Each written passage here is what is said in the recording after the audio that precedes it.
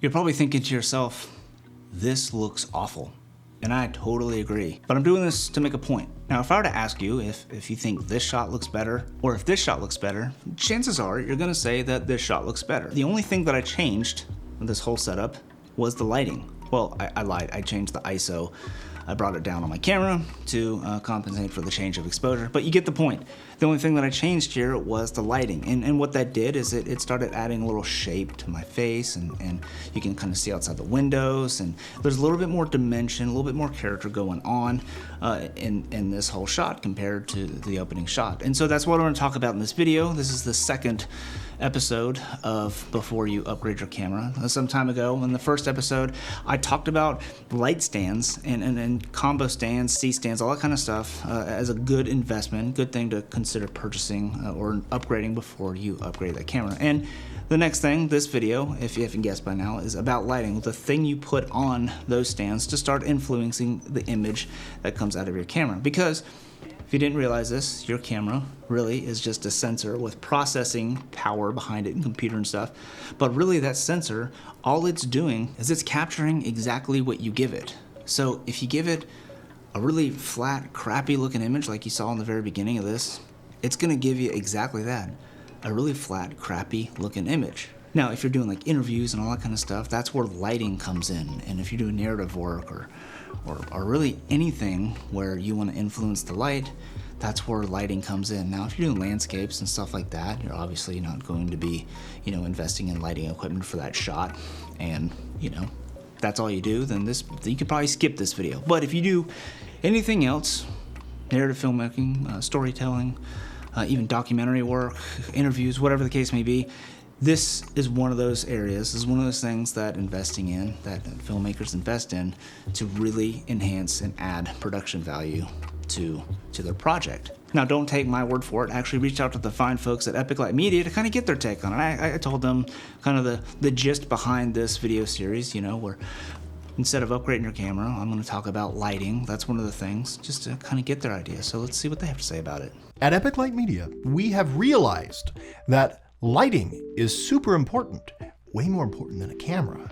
In fact, you can shoot on any camera nowadays. Okay, not any camera. Some cameras are legitimately bad, but pretty much every camera is going to give you a decent image that your client is going to be happy with. So lighting is super important, and you need to think of your image as a two-dimensional drawing or painting. Stop thinking three-dimensionally. This is the trick.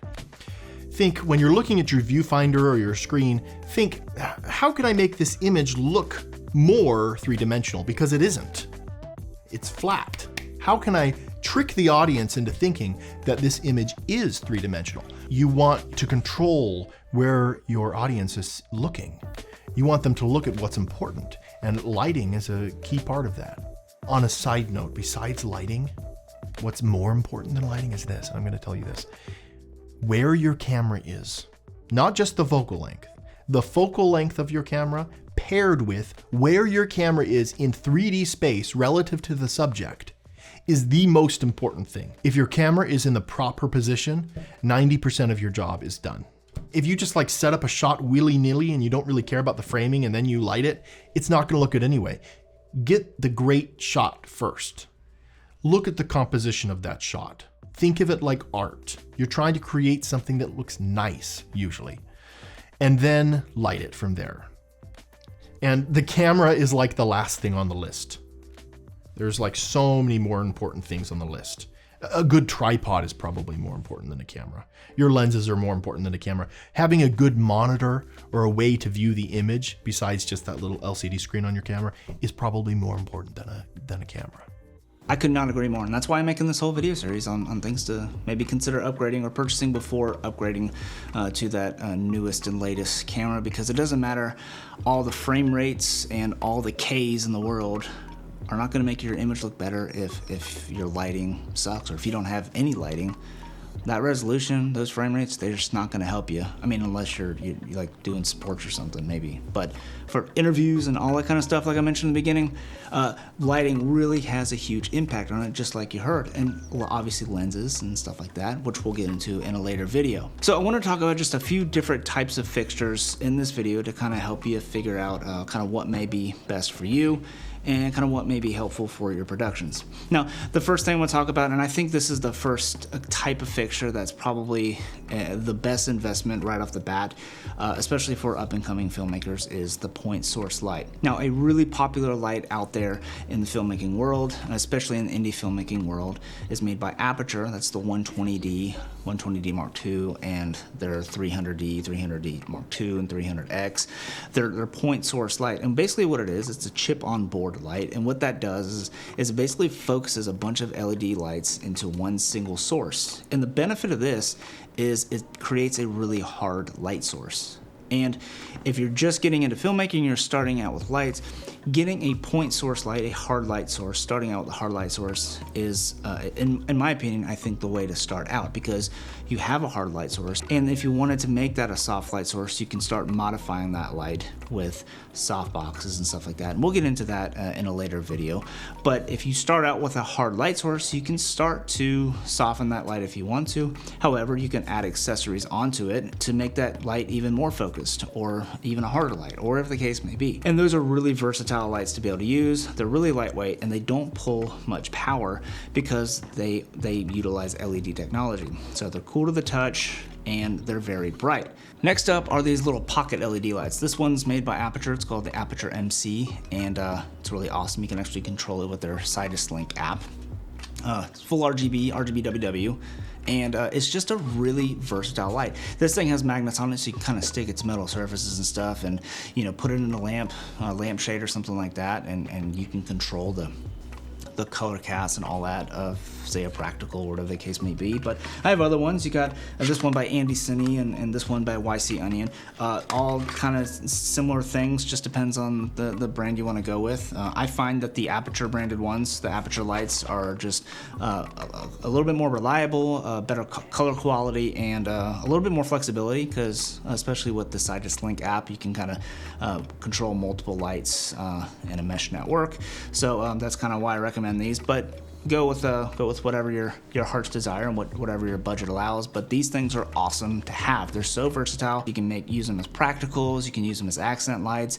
If you're in a really tight space, or you're in a car or something like that, and you want to have a little bit of light overhead, just a little exposure, you can gaff tape it to the ceiling. Or, I mean, these things are so versatile. I used this on a commercial shoot once where we were in a kitchen and one of the lights was out on the under cabinet lighting. So I just gaff taped it under the cabinet, and voila, we have under cabinet lighting, and problem solved. So anyways, these things are super valuable to have, super flexible, really versatile, and they're so small you can just fit them in your bag, and you're always gonna have some kind of light source on you. So yeah, these little things, super awesome to have. All right, and the very last type of light we're going to talk about is the LED panel. Now, these lights, the reason why I bring these up last is because I don't think they're quite as versatile for most cases as a point source light like your Aputure 300D or something like that, because inherently that point source light, it starts out as a hard light, so you have a hard light, and then you can diffuse that light and make it a soft light if you want to. On the contrary, these LED panels, they start off as a soft light source typically, so they're not quite as versatile in that sense. However, that does not mean they aren't versatile, because a lot of these LED panels have RGB technology. Some of them have just one white chip, but some of them, like the Aputure Nova P300C, which is what I have, has 2 white chips. So you have RGB, red, green, blue, and 2 these white chips, white LED chips. There's a cool white and there's a warmer white LED chip. And what that really helps give you is a much broader spectrum of correlated color temperature. CCT is what you see on that little menu system. You can go all the way from 2000 Kelvin, which is this really rich warm light, all the way up to 10,000 Kelvin, which is this really pretty blue light. And then that's just your CCT. You also have RGB and all that kind of stuff to change to, if you wanted to make a red background or a teal background or whatever the case may be, you can do that with these LED panels, and they are extremely bright, but they are soft light sources. So you need to remember that you're not going to be able to cast a really hard shadow on anything with this light. However, it's a different tool for a different job. You're not going to use a 100mm lens to try to get a really wide field of view inside of a room. You're going to use a 16mm lens or 11mm. So like I said, there's just different tools for different jobs, but these lights are very, very versatile and they're very useful. Now, like I said, I would recommend these probably after getting something like a point source LED light, just because I do think the point source LED lights are more versatile. But if you have some of those in your kit already and you're looking for just a nice, powerful, convenient, soft light source, those LED panels are definitely worth looking into. All right, this video has gone on way too long. I'm just gonna go wrap this thing up. This was just more of like a primer on lighting and lighting fixtures, not the be all end all or anything like that. Just something to consider investing in and upgrading, adding to your kit before upgrading that camera. Now, huge thank you to the folks at Epic Light Media for taking time out of their busy schedule to collaborate with me on this one. It's always awesome hearing the insight and the perspective of other filmmakers and other production companies, especially those that are so talented like that of Epic Light Media. Now, when I reached out to them, the subject line of my email said the possibility of losing subscribers if you collaborate with me. So don't make a liar out of me. They request that, like, you know, don't subscribe to their channel. They like to keep it a pretty exclusive club. So, you know, respect their wishes. Don't make a liar out of me. I definitely want to respect their wishes and all that kind of stuff. But anyways, guys, thank you so much for watching. If you found this helpful, let me know down in the comments. If you didn't find it helpful, still let me know in the comments. I'd love to hear why it wasn't helpful or why. I mean, if you're still here and it didn't help you out and you want to, I mean, I wasted your time. I mean, you might as well waste my time by making me read one of your comments. But if you want to leave a comment down below, if you hadn't figured anything out to say yet, let me know down in the comments what you suggest to be the first light that you would purchase if you're starting to build up your production kit, your lighting kit, your DP kit, whatever you want to call it. Anyways, guys, thank you so much for watching, and I hope to see you in the next video. Peace.